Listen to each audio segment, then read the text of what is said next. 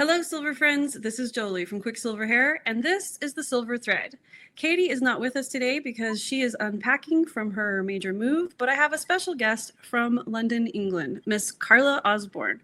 Karla is a gray hair blending specialist, and when I found her, I started to absorb all of her content and wanted to know more. So she graciously accepted an invitation to do an interview with me and answer some of your questions about gray blending. So hello, Karla. Welcome to the Silver Thread. Hi, Joli. Thank you so much for having me. You're most welcome. I mean, I'm glad you wanted to do this with us because it was something that I have a lot of questions about. And my experience in the salon, even though I'm not a stylist, I have worked in salons, but I have been out of that world for like 20 years. So there's things that are more modern and more modern ways to do things. And so I'm kind of out of touch with that now. So I was really excited to talk to you and get the modern, fresh take on gray blending. So to get us started, tell me about what drew you to helping women embrace their natural gray hair. It's quite selfish, but initially it was to combat my own white hair. I noticed that the white hairs were coming in, and at the time I was working on my own. I wasn't in a high street salon, so I was just touching up my own roots between clients where I was going to people's houses. And I started to think, I don't want to get stuck like my grandma, who's actually still box dyes her hair, and she's as dark as I am, and she's 83 years old. That I didn't want. So I started to experiment with different colors on my hair and started doing research and realized there's a whole gray blending theme out there. Mm-hmm. And that was something that selfishly I wanted to get myself on board initially. And then I started to see the positives in actually, why are we coloring our hair? Why do we feel the need to? Why can men get away with going gray? And it just kind of spiraled. Right. Before, and a lot of my clients, a lot of my traditional clients were middle-aged women at the time. So white hair was becoming a problem for them. And it was a conversation I found myself constantly having and actually looking at alternatives, because I knew I didn't have the capacity to keep coming back every 3 weeks to do their roots, because I had other people on my books at the time. So it was like, how can I get them to go a bit longer so that I can still tend to my other guests, right? Right. So yeah, this is, a few years ago now, and it just started there. And that's, how I started exploring Demi permanents and different methods and techniques to blend in that white hair.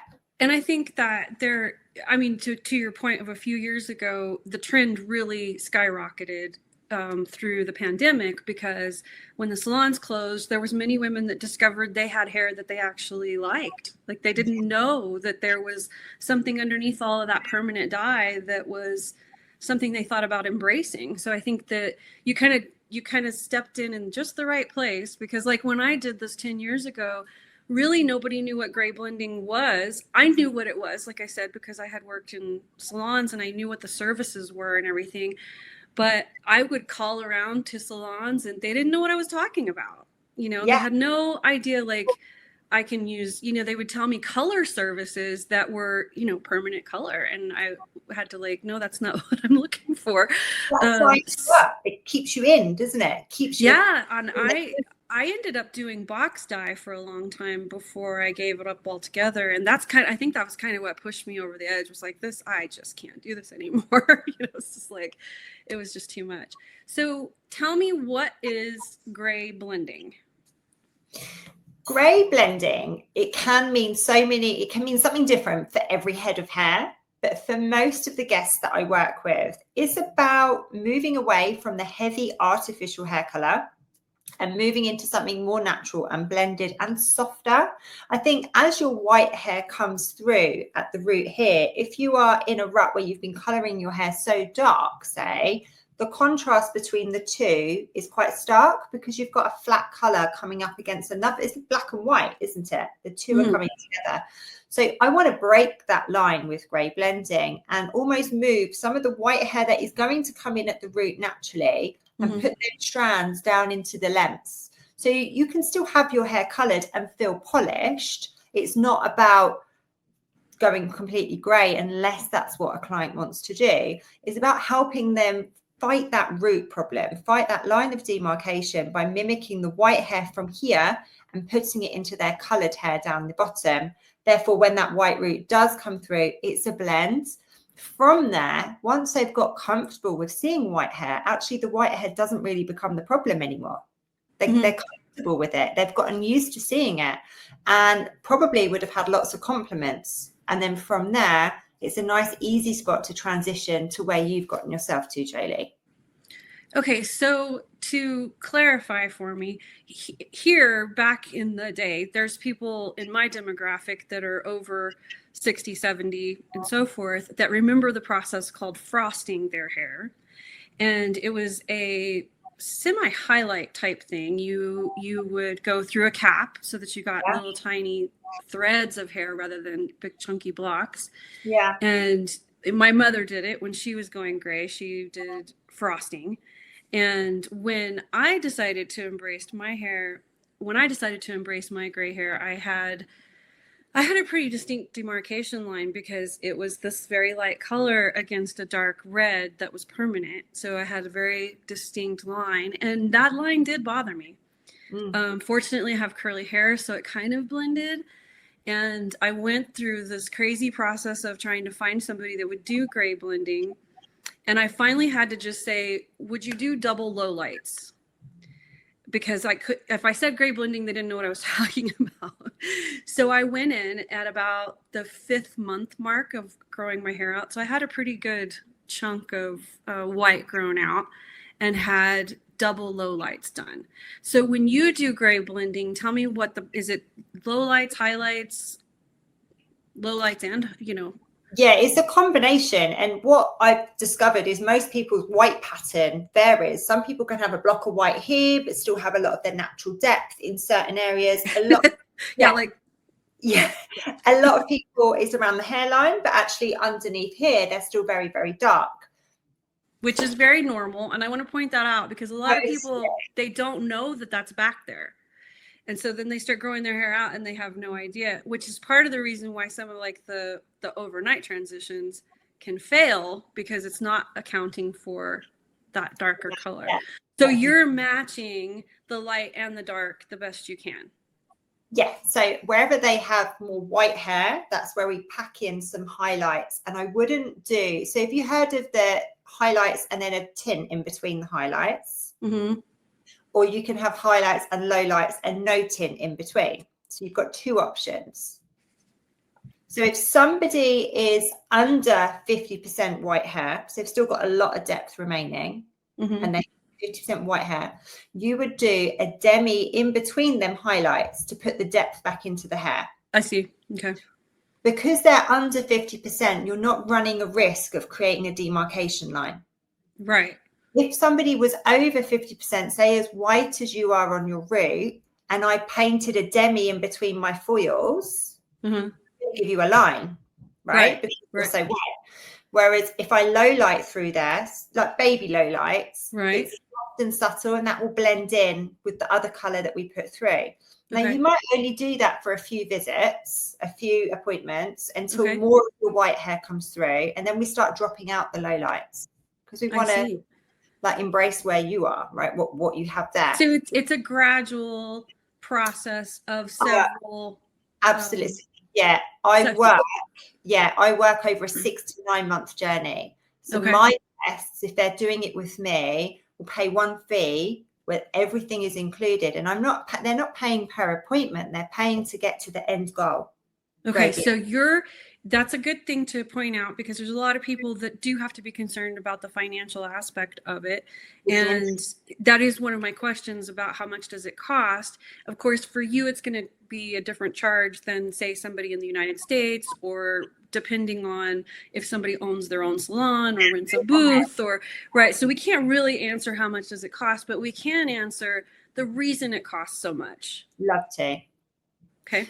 So I charge one fee, and you're not paying per appointment, because some people will only need 3 appointments and some people might need 10. You're paying for the result. I am solving the problem that you have, and I'm providing the solution to get you to a grey blend, which means going longer between your appointments. Everything is included: cuts, colors, smoothing blow dries. So I spoke to you before about the hyaluronic acid blow dry that I do. Mm-hmm. Adds moisture and nourishment into the hair, and I think that's a really nice starting point for anyone with white hair. Certainly if they lay out, you know, different coarse, wiry from their pigmented hair. So everything is included, and it's step by step. You do a couple of big appointments, see how they feel, how did that grow out, how did it fade. Certainly if you're working with someone that was previously highlighted with blonde hair and you're putting a darker tint back in, that will often cause a bit of fade over time, or maybe you're going through the summer months. So we work just over a 6 to 9 month period until we get to a stage where we're mutually happy. There's not much more I could have done to create even more longevity at this point, and we're managing to go 10, 12 weeks before anything needs to happen, maybe a toner or some more lowlights or something. Okay. So you're moving them away from the 3 and 4 weekly appointments.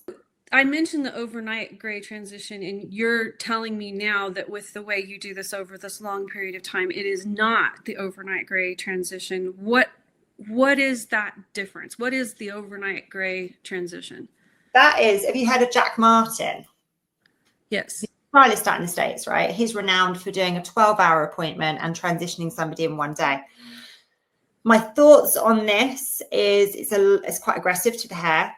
And if someone, if someone has been artificially coloring their hair for 15, 20, sometimes more years, that's a huge transition for someone. It's a shock to them. Yes, that is one thing we talk about with growing it out cold turkey, is that if you're not used to something in your appearance happening very rapidly, it's not a good idea to do an overnight transition, because it will put you in shock, and it can be quite psychologically detrimental. You might feel really bad about it because it's so drastically different. You know, you wake up one morning and you look one way, and the next morning you look completely different. Your hair will feel different as well, right? Because it's had a lot of service in one day. Your scalp will be tender as well.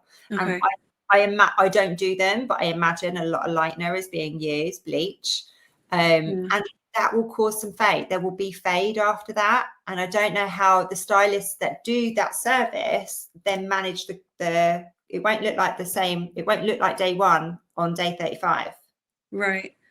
As I understand it, they use toners to correct all that, but I don't know how often they do that, or how much more financial burden it becomes to, you know, I know that some toners only last a couple of washes versus a couple of months. So I guess it really depends on, you know, what's happening there. But okay, so that tells me kind of what the overnight process difference is with gray blending. Yeah. Okay. So we have a question from a viewer that was, I don't want to be gray, but I also don't want to color every month. So is gray blending a good solution? Yes.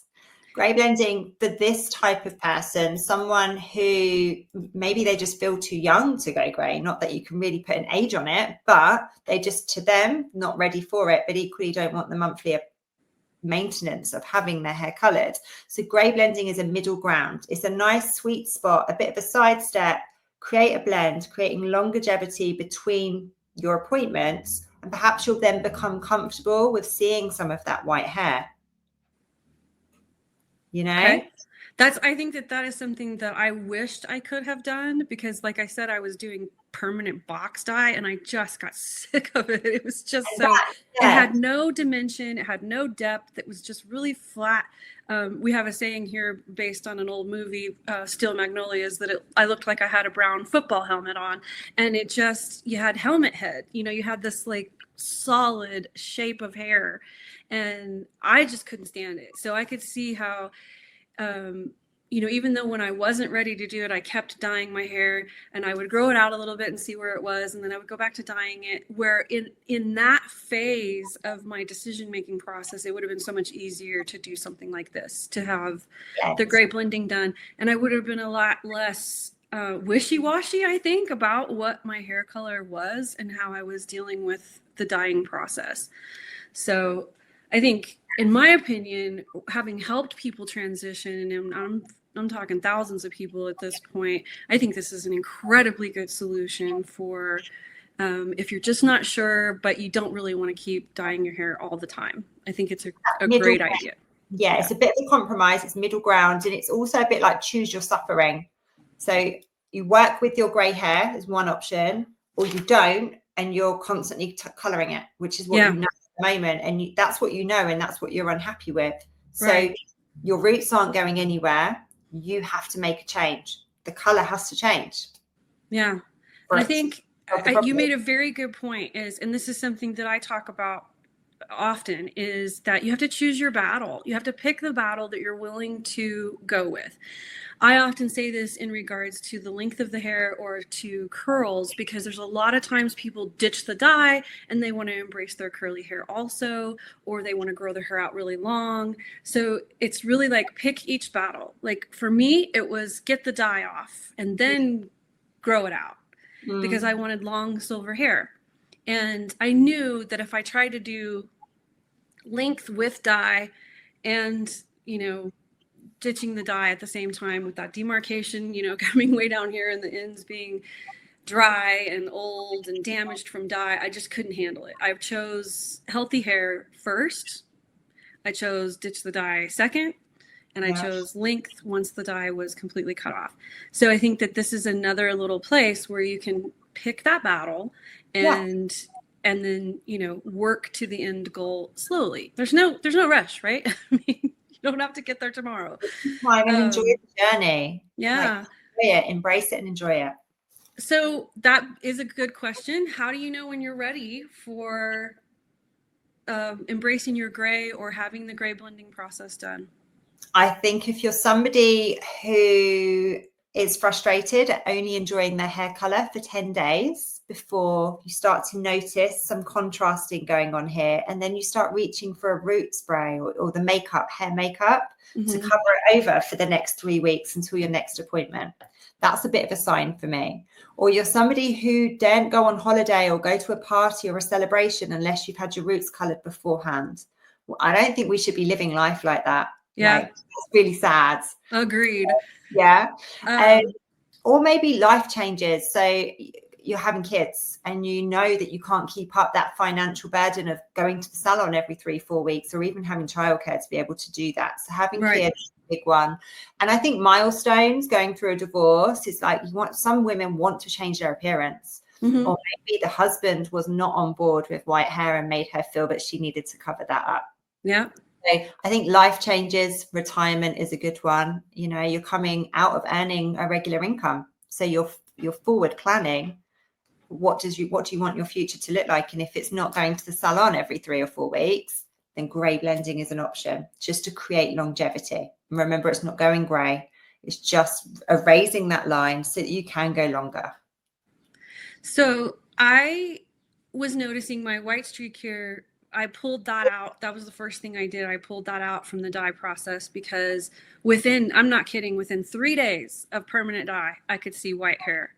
Yeah. Because it was resistant to dye. So that's another reason is as your hair becomes whiter, some white hair is very resistant to dye, and that 10 days gets shortened. It gets shorter and shorter.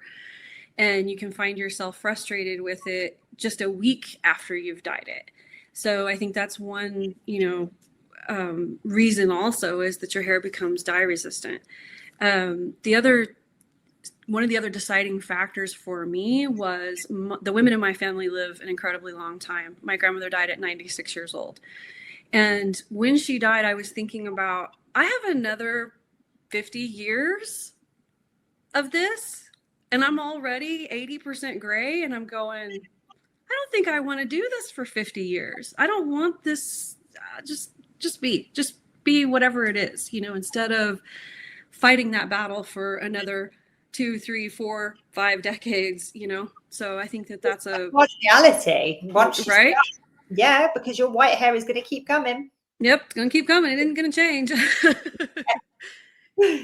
So if you go through this whole process, either you've done just the gray blending process or you get all the way to where I'm at, what do you do if you don't like it? Put some lipstick on. Right? Doesn't that solve everybody's problem? Yes, ma'am. Honestly, worst case scenario, you go back to color, right? Or you try and enhance where you're at. So you work out your pain points. What is it you're not enjoying? And try and tweak trying to still avoid permanent hair dye personally, because you put yourself back into the cycle unless you're ready to go back into that cycle. You've chosen your suffering and you know that's what you want. But I would still look at Demi permanence, soft, sheer, translucent coverage, and work out your pain point and fix that. Okay. Maybe you've got to where like you are, but you feel like your hair is flat, right? And you think, well, I don't want to put color in my hair because I've come this far. But there are so many methods of still coloring someone's hair who's already transitioned to gray that are still low maintenance. And maybe annually you'd need to have a top up or something, but you can balance out white hair with something. So like if you had solid white where you didn't have, I have dimension because I still have brown mixed into my hair. And I still have streaks, of course. So if, for instance, if my hair was completely white and flat and I wasn't really happy with it, I could go in and do what, like baby lowlights? Yeah. So you, again, it's about the product, I think, and the placement. So you wouldn't put lowlights across here, right? Because you're just going to end up with stripes. And right. That's artificial. You want to add depth where the hair would naturally be darker. So the sun would naturally hit here. Right. And around the hairline. So you want to almost put the depth in panels under here. Underneath. So white hair lays on top of it. And as you have, a bit of movement or a gust of wind or something, or you put some waves in your hair, you've got the dimension. It's almost faking the illusion of texture dimension in the hair. So it's about placement and then the type of product, because we don't want to give you a solid line. So right. we still use a Demi, soft sheer coverage. I'm thinking of a woman right now that she was one of the door people at Costco. And I always saw her and always admired her because she had beautiful white, very long, almost to her knees, straight hair. And it was very white. And I went in one day and she had lowlights done, but they were really chunky and it was very stripy looking. It looked cool in its own way, right? But I thought, wow, I don't think I would want that big a chunk. So I think that's important to distinguish that it should be, to make it look more natural, be very small pieces and be well blended into what your natural hair would look like if it still had pigment. Thinking about where the depth would be naturally. And for most of us, it's inside. Okay. So you can do the processing, the gray blending process on any color hair, including white. Yes. So if you're naturally white as you are at the root, and maybe you're as dark as me artificially, there will need to be some compromise. You cannot gray blend and stay as dark as me when you're as white as you are naturally, right? Because you're going to need to either compromise on maintenance, so that is probably still going to look like a 3 or 4 weekly root color, or you compromise on the level of lift. So yes, you could continue to identify as a brunette, but you're going to have lighter strands in there overall. Okay. Can't just be as dark as I am. It kind of almost becomes like this reverse processing where you're coloring the white hair, not to color it completely, but to just kind of keep that blend going. Yes. So even if you were completely, grown out to white and you wanted that, it's still an option to do just gray blending. Okay. Yeah.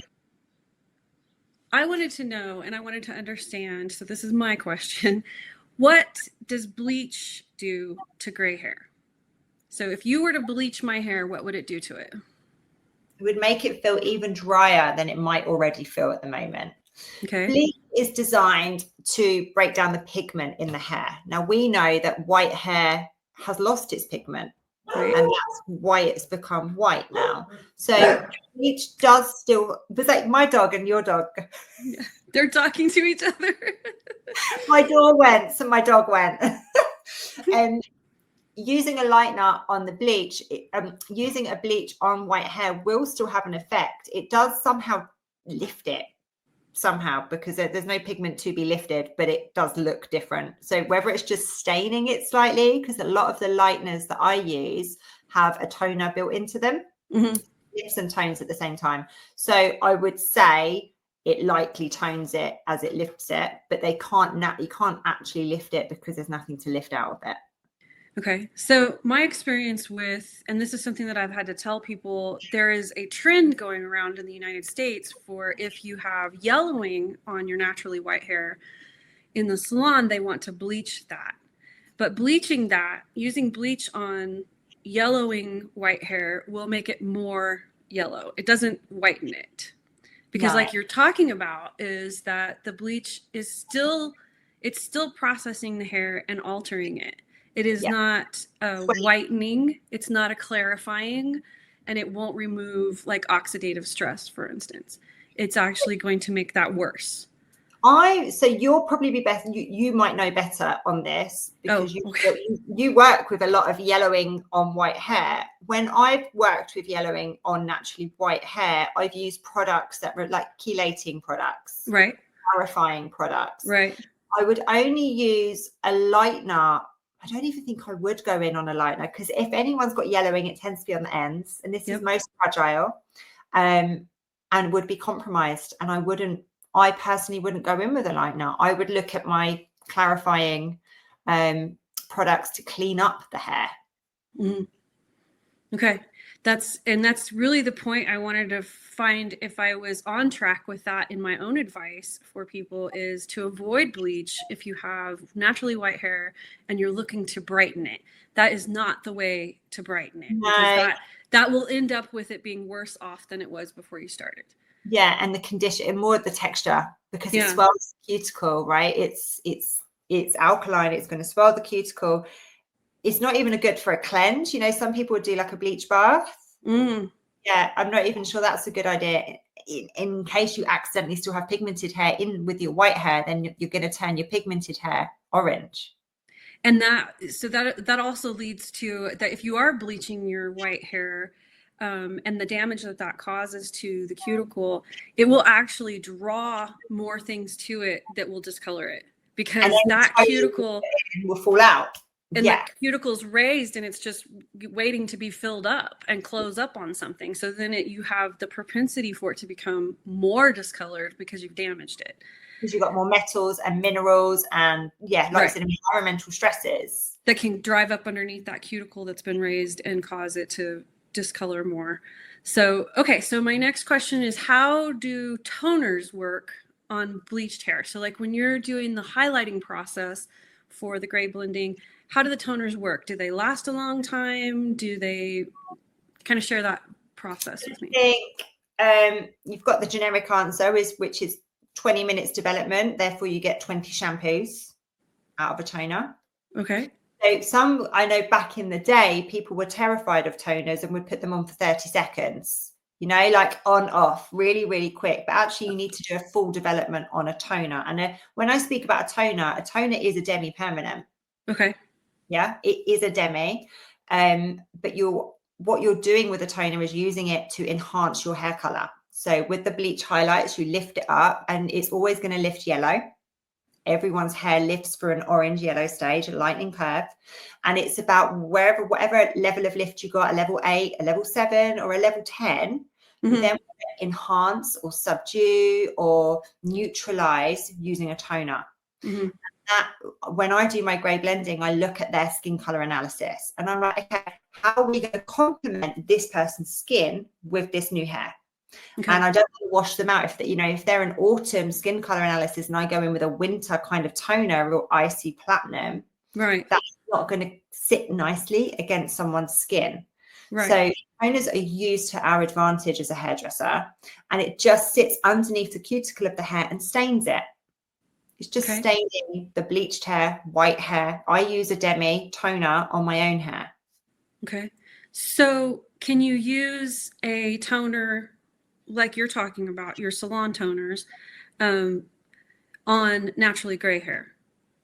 So for instance, if you had somebody that had permanent yellowing and there's no removing it, can they use a toner in the salon? Yes, to neutralize the yellow, but it doesn't lift as well as a permanent would lift. So toners you have different types of toners. You have an alkaline and an acidic, right? So an alkaline has the ability to shift color. So if it's yellow because there's buildup of product on there, that won't lift it out, but it might neutralize to clean it up. Okay. So I would be more inclined to use the purple masks, the toning masks for something like that instead of a toner. Okay. Yeah. So that brings me right into the next question is that What do you think about using purple shampoo? I'm not a fan of purple shampoo because I think it's aggressive. Mm-hmm. Most people that would require a purple shampoo have had a lightener used on their hair. So Okay. I'm talking about my guests in the salon. They usually have had highlights and they're going to reach for a purple shampoo, but highlighted hair tends to be more fragile, more compromised, sensitive. So they go in with a purple shampoo and it grabs really, really quickly. Their hair is porous and it is absorbing that purple shampoo, which is also a detergent. So it makes the hair quite rough and rugged. Mm-hmm. And then it's grabbing onto the purple tones, but can over deposit. And that's where some people are left with a flat, murky looking hair blonde when it's quite dull now because it's no longer as bright and fresh as it used to be. So I'm not a fan of the shampoo, but I would steer my clients into a toning mask. So Okay. a silver or a purple toning mask for white hair, blonde hair, and a blue toning mask for anyone sort of brunette that's struggling with brassy tones in their brunette. Okay. And you're talking about that from the perspective of treating the blended hair, the gray blending. Colored hair. Your naturally white hair, again, I would still use a purple or silver mask. I wouldn't use a detergent, the purple shampoos. Okay. Well, we agree on that one. Yeah, I that is don't personal preference. I don't usually recommend people using purple shampoos. Many of them on the market here in the United States are very drying, Yeah, which aggressive. again, that's disrupting that cuticle. You're making the hair dry. It becomes damaged. It wants to grab onto more things. So it's like this vicious cycle where you end up with more yellowing because of the thing you were using to treat the yellowing. And so I often recommend that people even just use a purple conditioner where there's no soap in it, there's no surfactant in it, and it can sit on the hair for 5 or 10 minutes, like the length of your shower, rather than just washing it in and washing it out, and you actually get a more even toning experience. Oh, right. Right. So since you are in the UK and my followers are in the US or mostly, what brands of color or toners are your favorites to recommend there and possibly that they could find here? Yeah, I think so many of these are going to be available online, and whether you get them in your supermarket or from a professional salon as well, like everyone will stock something. But some of the ones that I really like, and I'm just going to show you them on my screen here because these, I've got my dirty screen. Fingerprint. These are taken from my e-guide and I've just popped them in there. We've got the Goldwell Silver Conditioning Masks. That's a really nice one for white hair and blonde hair. Silver isn't as strong as purple, so perhaps it's nice to start with a silver and then ease your, because purple could grab if your hair's quite porous. So silver is a really nice one. And then we've got Brass Off. This is it's quite strong. From Matrix, yeah. Yeah, it's quite a strong one. And that would be designed for somebody, if you're a brunette like me, that's staining your white hair, because I certainly have white hair, but I do have a tendency to get brassy mids and ends. So Brass Off is a really nice conditioning mask. And then Evo is a brand we have here. Do you have cult brands out there? I don't think so. Let me see. Evo, these toning masks, but what's really nice about Evo is that they do a platinum, a caramel with like a light beige or a light sand. So if you don't want to tone it with a platinum and you're sort of a sandy blondie tone, they do different ones for that. And I think that's a really nice option. You don't always have to go in with a purple or a blue. Right. Actually, we could deposit a tone into our conditioner that is going to enhance your blonde hair. So that is, I don't know if you have overtone in the UK, but we have overtone here. Right. And then we have a product line called Conditioner, and they're toning conditioners basically that you can get in almost any color. Oh, okay. So that's very similar to the. So that's what you're talking about. Yeah. That sounds similar. So it's a bit more bespoke, and it would be good. It would be beneficial if your hairdresser has sort of guided you as to which tone to put on. Right. Okay. Yeah, a professional opinion. Be guided on that. Right. I think as far as what we've talked about today, a professional is your best advocate, because a lot of this is not something you will be able to do at home on your own, especially when it comes to like baby lowlights and baby highlights and the proper sequence of products. toning and the spacing it out and all that. I think I would want a salon specialist to do it for me rather than hold your hand while you're doing it and to ask questions. And a lot of my guests, a privilege they have me on WhatsApp. Like, I'm in their pocket. If they've got a concern or a worry or just having a bit of a wobble and feeling a bit anxious, you know, I'm always available to chat with them. That's really special, Karla, because there's a lot of people that would not make themselves available for that. And I think that that's a really special person that will literally hold your hand through the process, because it's tough. This is not an easy process to go through. And there are a lot of social norms that you're going against. There's a lot of cultural aspects depending on where you live and who you live with and what religion you are or what job you have or whatever, that can make it extraordinarily difficult to get through this process. And if you feel like you've been set adrift by yourself, it makes it even harder. So I think that that's really great that you're there for them that much. So I have this is kind of a long one, so hang on with me while I read this to you. Since some people may not be ready to embrace their silver hair completely yet, or they don't have enough silver to go all the way, would this gray blending technique work well for them for the long term? And what type of color processing should they ask their stylist for? So gray blending is also seen as future proofing. So, okay, if you're struggling with a little bit of white hair now, you know that genetically you're probably going to develop a little bit more and you're future proofing. So you don't have to go full in and, well, you wouldn't go grey if you haven't got the grey there, because grey blending only works by mimicking your natural white hair. So if you only have a few strands, some of the things you could do is just switch up the type of hair color you're using. So you're preparing your hair for the future when you do have more strands. And that's the bracket I would put myself in, Joli. I have white hair, but I don't have enough to do grey blending. So I've made sure that I use a product, an acidic Demi permanent on my hair, so that I don't get a solid line. I just get a fade out really between my natural and my artificial. And I think if you haven't got enough white hair, then just by working with what you have already and making sure that the products that are being used on your hair isn't setting you up to tie you in to a constant cycle. Where I got with permanent box dye, where I got stuck there. I just couldn't. I couldn't darken it. Yeah, you are taught that anyone that has white hair reach for a permanent. Some of the junior stylists that I've worked with recently, and I've sort of said to them, what would you do for this person? And they're like, oh, permanent. And they'll go straight in with something Weller colistin that we have in the UK. I'm sure you've got colistin out there. And it's the densest colour out on the market that I know of. And that would give you helmet head. Yeah. We call it Lego head in the UK, like Lego hair. It's so dense, but people don't realize that by doing that once or twice, you're setting them up for a lifetime of it unless they make a change. Yeah, and that's exactly what happened to me. My stylist retired, and she had been using Demi permanent on me for years. She had never put permanent hair color on me, and she retired. And she actually, because I knew the process, I had been doing it with her for so long, she sent me product to last me for a couple of more months, and I did it myself for a few more months, and then I had to make a decision on what I could do, because I couldn't get the salon product myself because I wasn't a stylist and licensed.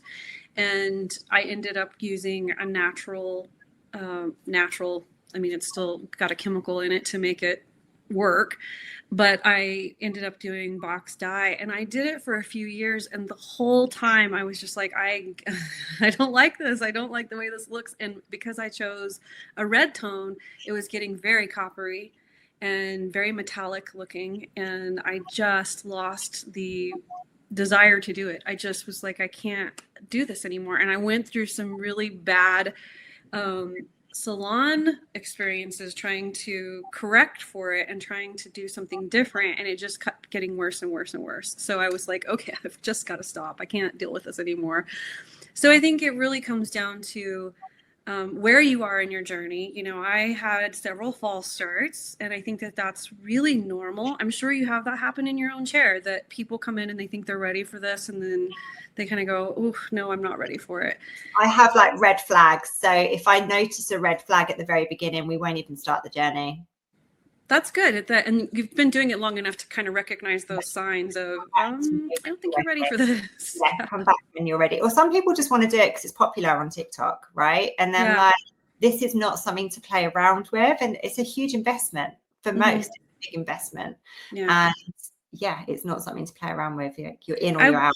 I want to make a little departure here too, just a little bit of training, because I think that there's a lot of misinformation out there about what semi-permanent, demi-permanent, and permanent hair dyes do to gray hair. And I myself have had to educate people on that. Just because it says it's semi-permanent or demi-permanent does not mean that it doesn't permanently stain that white hair. There are a lot of people who misguidedly will color their hair with semi-permanent or demi-permanent, and they're already 6-8 inches of their natural hair grown out, and they stain it permanently, and then they want to bleach that to fix it. And I guess what I would like to ask you as a professional stylist is, what would you recommend people do instead of that? Read the box and read the instructions. I think people need to understand that semi-permanent is a fashion shade. So if you wanted to put a pink or a peach or a purple through your hair, technically it should just rinse out in 5 shampoos or 10 shampoos, depending on which product you reach for, right? Because it sits on the outside of the cuticle, it sits out here. So in the United States, that's not true. We do have a difference in the naming of those products and the regulations on what that name means. There are semi-permanent products that are just a notch below demi-permanent, and they will permanently stain. So our demi-permanent will stain. That's in the hair. Yeah. The semi is a fashion shade that can fade away. Okay, so that must be something that's very different in the UK, that they have a very distinguished line there, because here I've had to help people with that they put semi-permanent on and it stained permanently. They couldn't get it back off. So I think it really comes down to a test strip, right? Like test your hair and see under here, but also the condition of your hair here and the condition of your hair here is different, right? So this up here tends to be more porous, could be more, it's probably had more stresses to it. Right. And if it's porous, it's going to grab anything that you put into it. Right. It's just a risk. It's a risk, isn't it? Yeah. If you're doing a semi because you don't want it to last forever, it's a risk. Don't do it at all. Yeah, I think you're right there too, because I feel like if there aren't any regulations on those names, as far as that they're actually testing it to see, is it actually semi-permanent? Does it only last 10 washes, or does it actually stain permanently? So my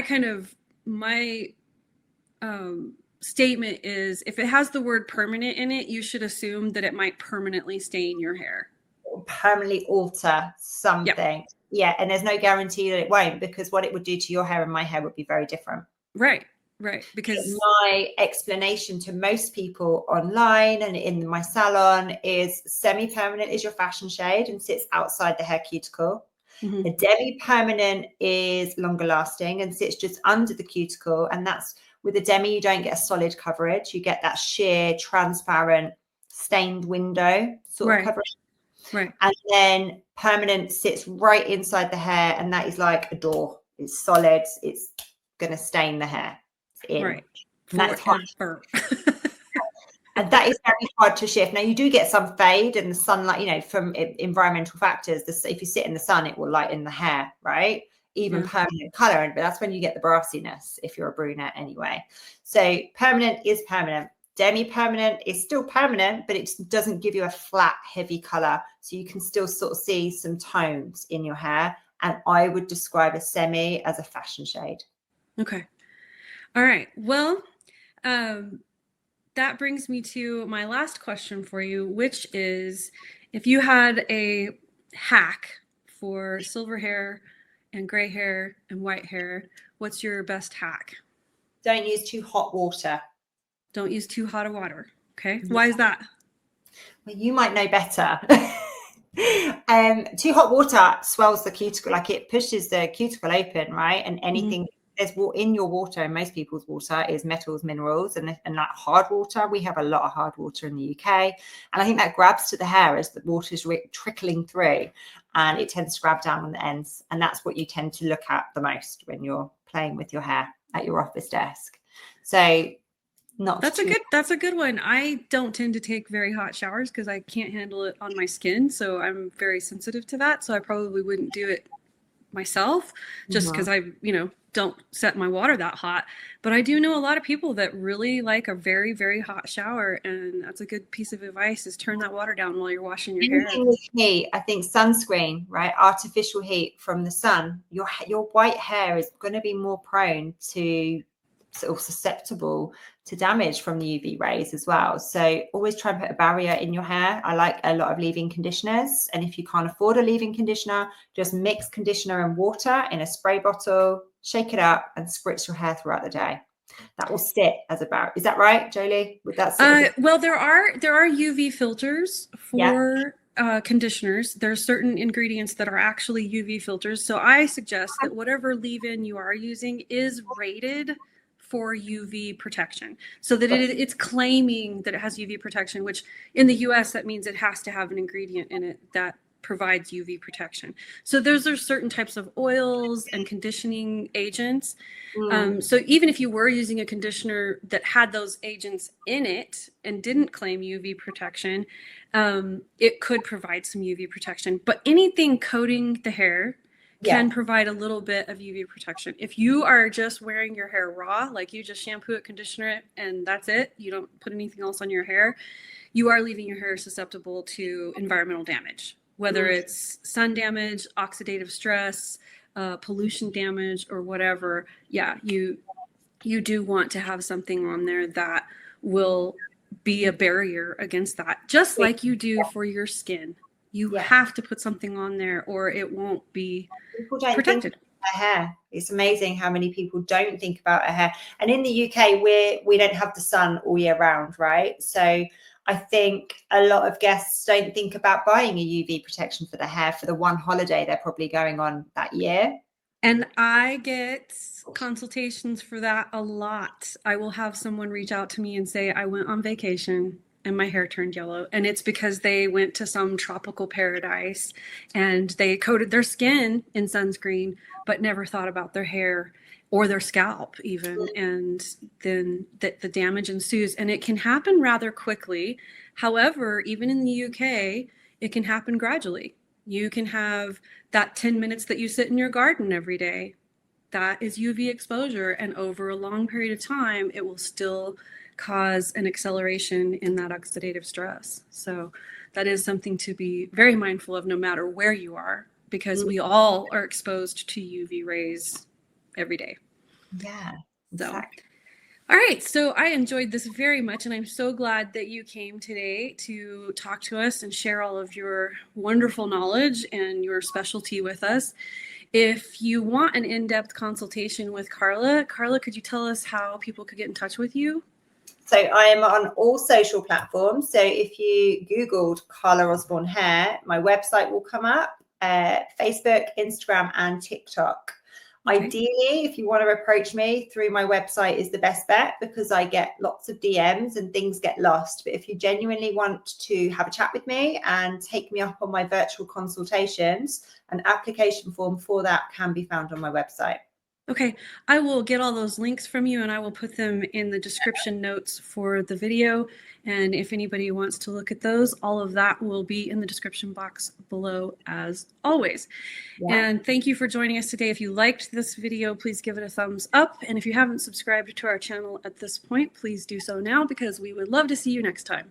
Until then, shine on.